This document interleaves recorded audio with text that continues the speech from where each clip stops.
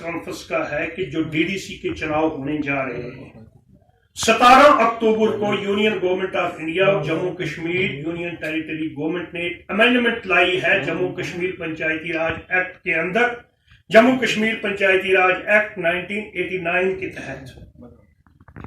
اس act کے تحت جس کے تحت ہمارے پنچایت کے فرسٹ ٹائر کے الیکشن ہوئے تھے 2018 کے اندر، پھر سیکنڈ ٹائر کے الیکشن ہوئے 2019 کے اندر، وہ جموں کشمیر پنچایتی راج ایکٹ کے تحت ہمارے الیکشنز ہوئے تھے۔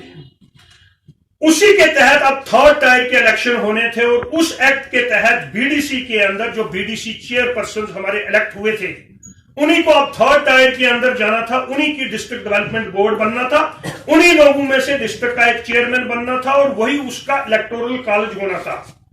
لیکن سرکار نے پالیٹیشنز کے کہنے پر اور پالیٹیشنز کی ایک سازش کے تحت ان کے لیے راستہ کھولنے کے لیے،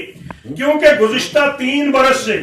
جب سے جموں کشمیر کے اندر جو سول سرکار تھی، پولیٹیکل گورنمنٹ تھی، جب سے اس کو ڈسمس کیا گیا، ہمارے جموں کشمیر کے تمام پالیٹیشن جو تھے اور دوسری طرف سے پنچایتی راج آنے کی وجہ سے وہ جاب لیس ہو گئے ہوئے تھے۔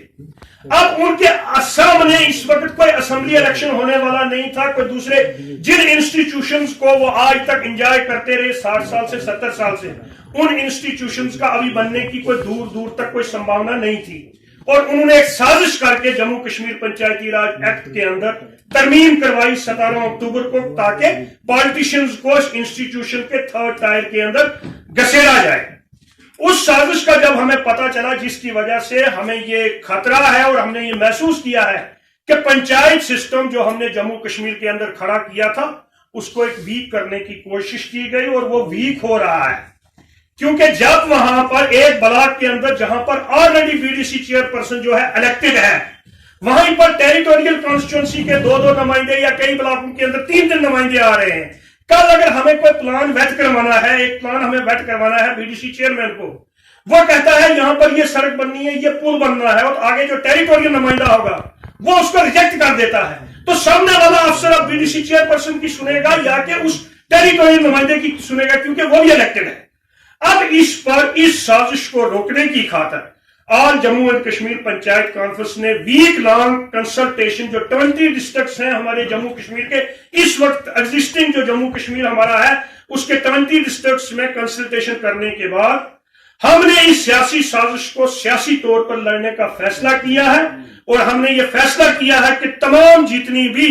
280 ڈسٹرکٹ ڈیولپمنٹ کونسلز کی سیٹس کہ الیکشن جموں کشمیر سرکار یہاں پر کروانے جا رہی ہے، پالیٹیشنز کو اس میں گھسیڑنے کے لیے پنچایتی راج کے اندر ہم نے وہ تمام 280 سیٹس جو ہیں وہ کنٹیسٹ کرنی ہے، اور انڈیپینڈنٹ طور پر کنٹیسٹ کریں گے، جس طریقے سے 2019 کے اندر جب یہ الیکشن یہاں پر ہوا تھا، موسٹلی پولیٹیکل پارٹیز نے بائیکاٹ کیا تھا، یہ الیکشن انڈیپینڈنٹس اور بی جے پی کے درمیان ہو کے رہ گیا تھا، آج بھی ایسی سازش کی جا رہی ہے۔ تو ہم یہ کہنا چاہتے ہیں کہ اسی طریقے سے ہم شکست دیں گے، کیونکہ 2019 کے اندر جو بی ڈی سی کے چناؤ 310 سیٹوں پر جموں کشمیر میں ہوئے تھے، اس میں بی جے پی کے ہاتھ صرف 80 سیٹیں آئی تھی، اور اسی چیز کو محسوس کرتے ہوئے وہ بھی ایک پہلو ہے کہ کس طریقے سے اپنے لوگوں کو بیچ میں گھسیڑا جائے اور ڈی ڈی سی پر قبضہ کیا جائے۔ ان لوگوں نے بھی اس سازش کے اندر ایک اہم رول ادا کیا، اور ہم نے یہ فیصلہ کیا کہ پورے جموں کشمیر کے اندر